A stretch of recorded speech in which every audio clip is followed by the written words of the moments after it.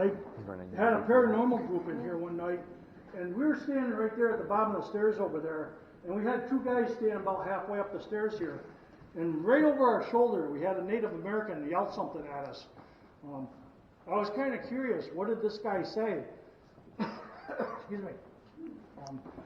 I had to work the next day to do the ghost tours here. I had my uniform on, and I was dressed as one of the soldiers from out in the battlefield.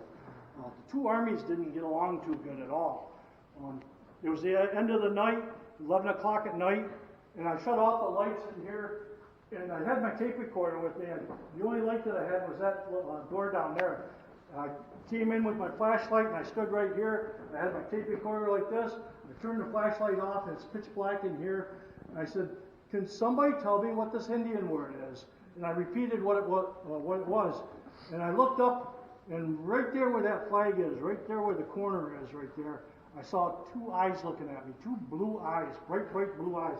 All I could see was just this part of the face. I didn't even have a chance to react to it.